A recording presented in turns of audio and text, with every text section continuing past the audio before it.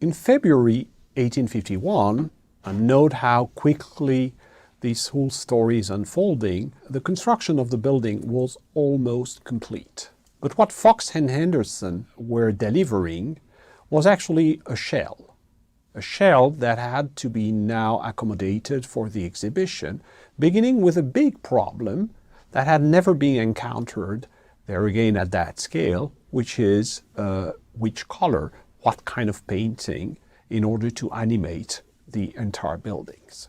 The 19th century was obsessed with color. It's 19th century architects such as Jacques Kittorff, the German-born French architect, who discovered, or rather rediscovered, that Greek architecture was inseparable from color scheme. This interest in polychromy was a widely shared notion in the 19th century. So painting the Crystal Palace was at stake. But what color use? And what kind of parti, what kind of general choice in order to orient oneself? To paint the Crystal Palace, one had to move between two extremes. One extreme could have been to accentuate the immateriality of the construction, such a thin construction. Let's not forget that iron is something like 60 times more resistant than stone, which basically means that a column in iron can be 60 times smaller. So this impression of immateriality could have been reinforced by painting, for instance, everything in white. To the contrary, one could try to rather give substance to the iron.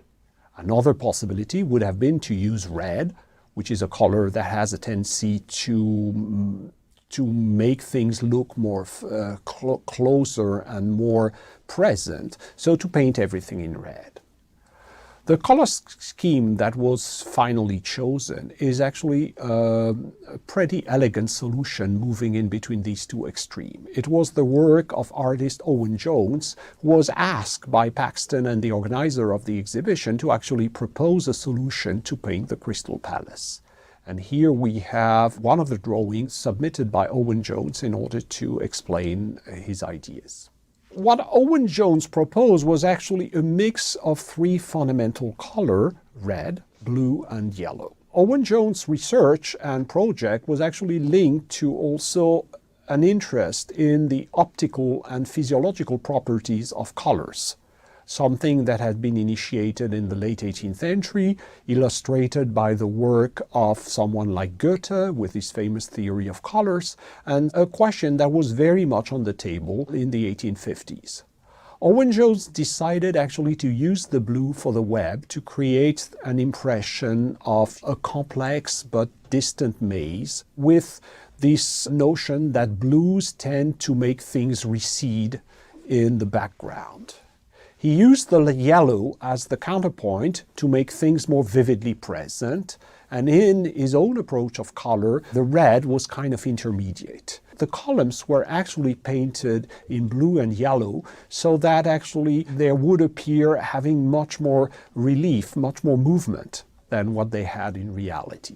Here we can see how complex is the scheme. You may notice, for example, the girders of the main nave are in blue, but you may notice that the beam they're supporting are painted in red. So something that once again, through a tendency to make some objects appear as receding in the background and other appear as coming rather towards the observer, created once again this impression of animation. The Crystal Palace had presented some analogies with church, or more generally religious architecture. One must not forget that in those years, polychromy was seen as one of the characteristics of religious buildings. For example, Greek temples that I already mentioned. Here we have a Beaux-Arts reconstitution of a Greek temple, and in which we see, by the way, some of the primary colors used in the Crystal Palace. So to paint was by no means a culturally neutral decision. It really was about imparting meaning to this new construction. Of course, speaking of colors, how not to be struck by the fact that this question has reemerged with buildings like, for example, the Centre Pompidou in Paris, and more generally, I mention high-tech architecture. High-tech architecture very often play on colors and the contrast between colors, as if a form of modernity, a form of pleasure linked to the perception of simple colored ambiances was born with the Crystal Palace and is still with us today. If painting the Crystal Palace was already a complex problem, organizing the exhibition was another. How to classify, how to bring some orders to millions of artifacts, how to structure things that range from raw materials to machines and to even work of art. Initially, the organizers had foreseen a very clear organization of the displays, an organization reminiscent of the order used in publication like the Great Encyclopedia of Diderot and d'Alembert.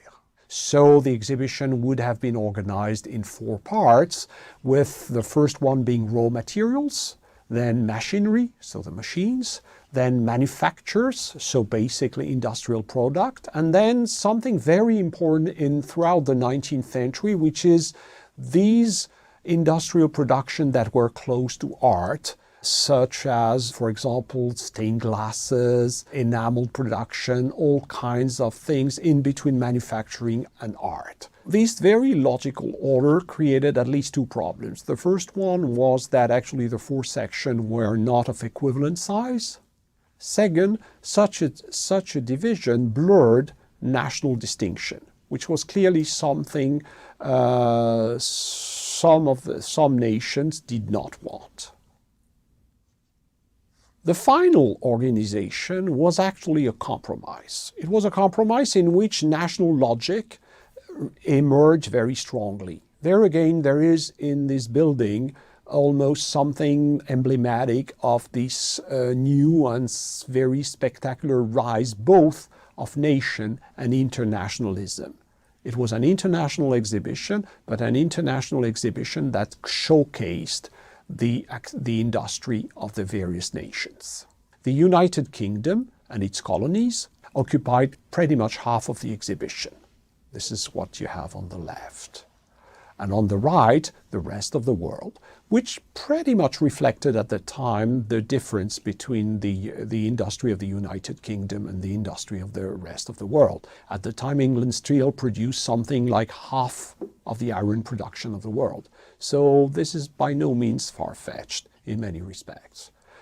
Now, in order to have some logic in the way things were displayed, a number of choices were made. Machines were grouped on one side of the buildings. On the other side of the building, one found raw materials. And in order to make the exhibition more spectacular, the most interesting and spectacular artifacts were grouped actually in the nave. So that the final organization was a kind of compromise between national, thematic, and in some ways a logic of spectacle. And this is what made also the exhibition quite a success. Here, a couple of photographs of what was on display, especially in the nave. Some of these artifacts may seem purely artistic, like the dome that is in the rear, but which was actually a very large piece of iron produced by Coalbrookdale, the place where the first iron bridge had been built at the end of the 18th century, and which epitomized in the way the supremacy of the English ironworks. In the front, you have actually a lighthouse lantern, which was there again, something pretty high-tech at the time. And you can see sculptures, you can see a whole mix of objects, which are pretty typical of what may have looked at the time as a bazaar at the scale of the planet. I just showed you the British side. Now we have the rest of the world side of the nave, with there again a number of artifacts kind of surprising. For example, the 2 statues of horses that were presented by the Duke of Württemberg, which are clearly not industrial, but in between industry and traditional craft, as many of the things displayed. I won't enter into all the details of the organization that was necessary to receive all these objects coming from the entire world, to organize them, to sort them, etc. Let's just say a few things. A number of people, pretty much all kinds of resources were mobilized. The military, for example, troops were used in order just, to check in objects. There were so many of them. Also to mark things on the floor and to be sure that things were following the proper order and were brought where they had to be. But also all kinds of curators, geologists from the Natural Science Museum, artists, etc., specialists of the history of art were mobilized. The whole London was busy cataloging, putting in place the artifacts. Despite that, and although the organizers had announced that no object would be allowed to enter the Crystal Palace after the official opening, actually it took a few weeks more after the opening to put everything in place. There again, the most formidable museum that the planet had ever seen was put in place in a few weeks, probably not completely on time, but quite an achievement, which is as much about logistics than architecture than the rest of the things we've been evoking so far. Between the 1st of May 1851 and the 11th of October of the same year, day on which the exhibition was declared officially closed, some 6 million people visited the Crystal Palace. 6 million people might not seem enormous by today's standard. At the time, it was completely unprecedented. Let's also remember that it was a transcontinental exhibition. Artifacts came from Asia, from the Americas, pretty much every part of the world. So in some ways, one could say that 1851 and the Great Exhibition was the first global event. Here we have a caricature of the journal Punch, which is titled "All the World Going to See the Great Exhibition of 1851." And in some ways, this was actually pretty accurate. The exhibition was also an event in which social classes were a bit blurred. It was not only global in terms of being international, it was also global because peasant, worker came along with aristocrat, with the bourgeois, and here you have another caricature with people gawking at all these marvelous things. There again, we've got completely accustomed to this kind of spectacle, but just try to be for 5 minutes someone from 1851. You had never seen a building that large. You had never seen so much glass, so much light, so much transparency. You entered actually through a pretty cramped door, but then all of a sudden the magic operated. You found yourself under this magnificent glass dome in a kind of church of crystal with trees, with fountains, with this kind of mix of artificial and natural object. And this was only the transept. You've not yet discovered the whole thing. And then you arrive at the middle of the transept, and then the two sides of the nave, the great nave, appeared. This magic world full of fascinating objects. The whole thing was an enchantment. It was a kind of magic world, the first Wonderland, in a way the first theme park. And as we will see, Paxton did actually envisage something like a theme park in his later version of the Crystal Palace. So there again, we find this idea of a kind of giant entertainment for everyone, mixing classes. And this is probably also the great ambiguity of the industrial world that arises at the same time. That's to say, a socially stratified world in which capitalists are more and more capitalistic, but also a world in which the spectacle is for everyone. It was a magical world, a world full of objects, of things, of stuff. This is where, to use a kind of Marxian grid of analysis, this is where the realm of merchandise begin to emerge. All this stuff accumulated, and of course with a pleasure that has to do with the never exhausted desire to see, to possess, to touch, to experience. A world in which, by the way, repetition and uniqueness go together. We have again the horses of the Duke of Württemberg in the middle of all these repetitive girders and columns. You know, this world in which would invent psychoanalysis to try to understand what was at stake in this endless mix of repetition and uniqueness, desire and monotony. Walter Benjamin, the German late 19th century, early 20th century German philosopher, wrote a number of pages about the flaneur and how Parisian it is. But one must imagine that actually the flaneur was as much a London creature, one of the visitors of this world contained into a single building, as Ruskin would have it, in the moments in which he did not find the whole enterprise completely disputable.